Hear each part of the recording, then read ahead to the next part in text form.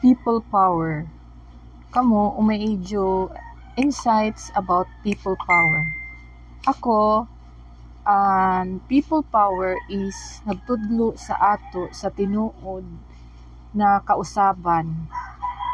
Dili lang siya sa pag-ilis o leader, kundi pag-update sa sistema. Sa kasaysayan sa Pilipinas, nakasinati na tanang people power. Dili lang siya kaisa, kundi katuyo. Matag isa sa ila, adunay kaugalingong storya, epekto sa power, kusog. Adto 1986, milyon na Pilipino mitindog para sa mga demokrasya. Pila edad na ako, I was 5 years old. Ug natapos ang diktadorya.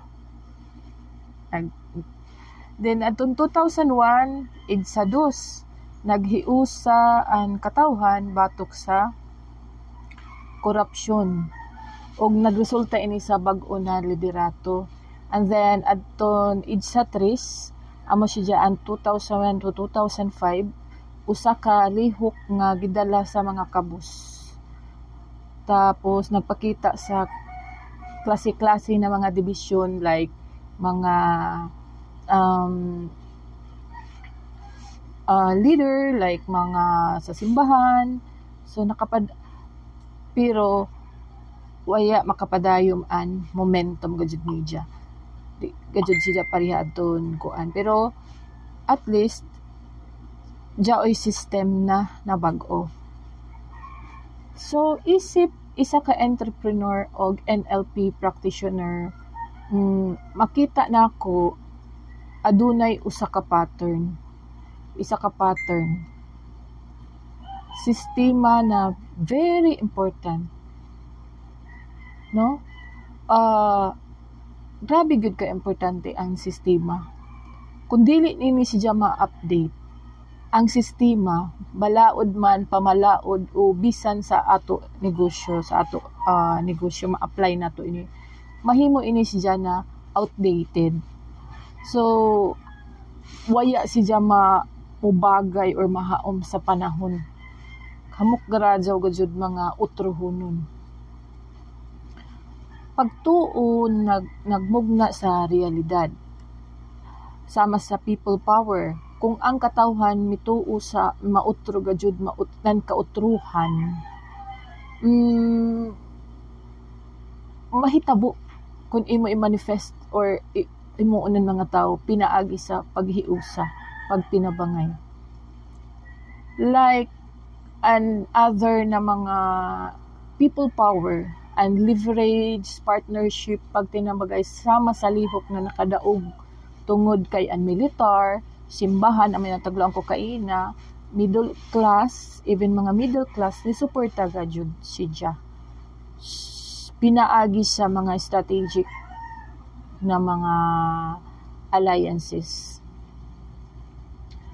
And vision and system sa design.